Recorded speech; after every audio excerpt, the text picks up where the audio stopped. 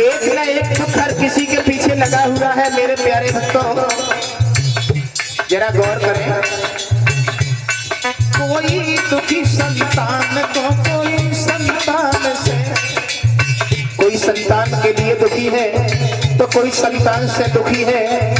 मेरा मतलब है कोई दुखी संतान को कोई संतान से,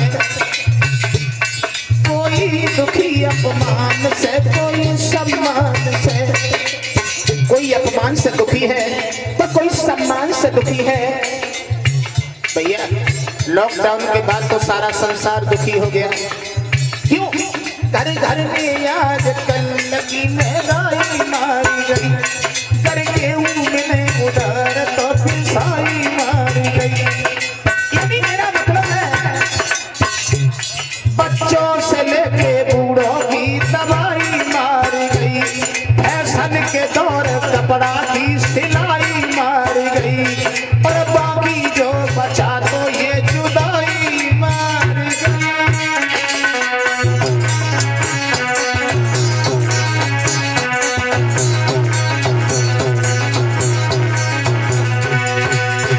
मेरा मतलब है एक न एक दुख हर किसी के पीछे लगा हुआ है प्यारे। वो स्वामी तुलसीदास जी लिखते हैं,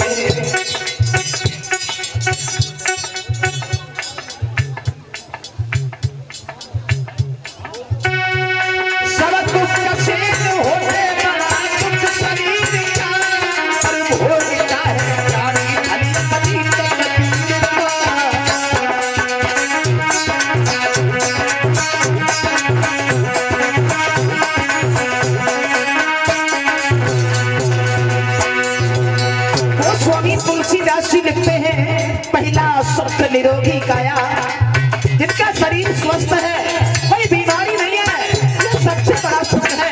मेरा मतलब है अरे बड़ी किस्मत है जो हमने लिखी है, और किसी न किसी बात से हर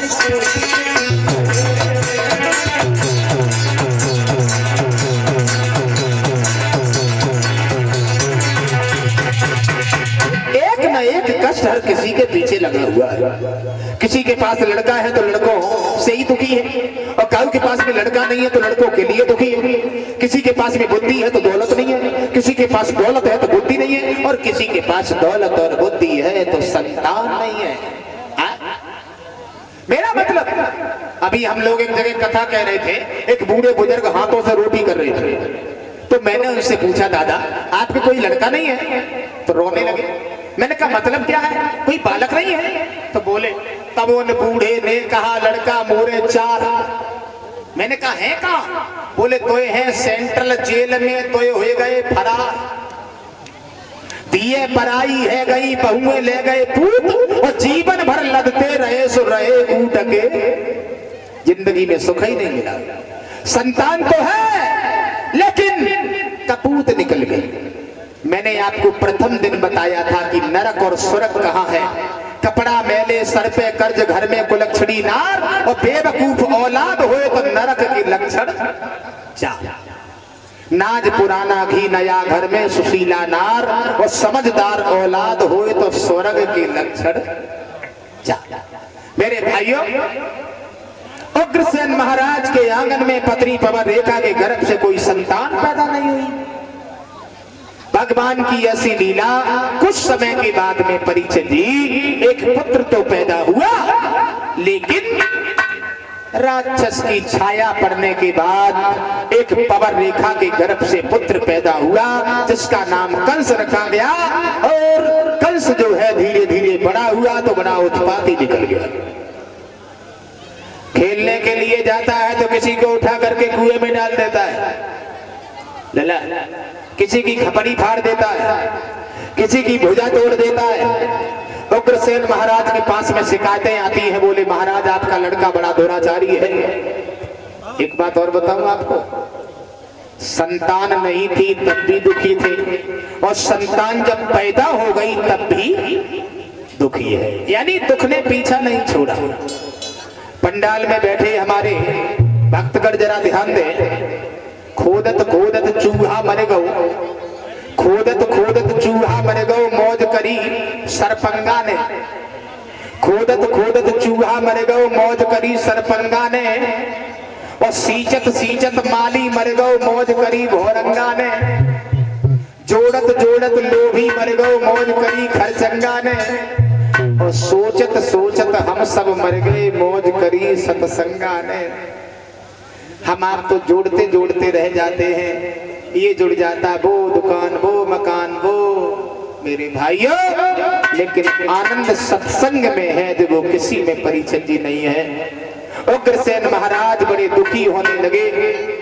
कंस को पास में बुला करके कंस से एक बात कही है, बेटा कंस, बूढ़े बाप, बेटा हाँ हाँ मेरी बात सुनो, शेर की शोभा वन से होती है, वन की शोभा शेर से होती है, राजा की शोभा प्रजा से होती है, प्रजा की शोभा राजा से होती है।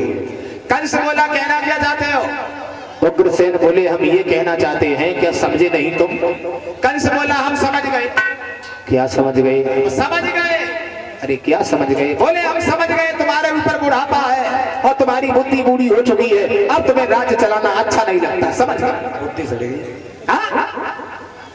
कंस बोला भाइयों जी महाराज, एक बात बताओ, मथुरा का राजा मैं बन जाऊं तो कैसा रहेगा?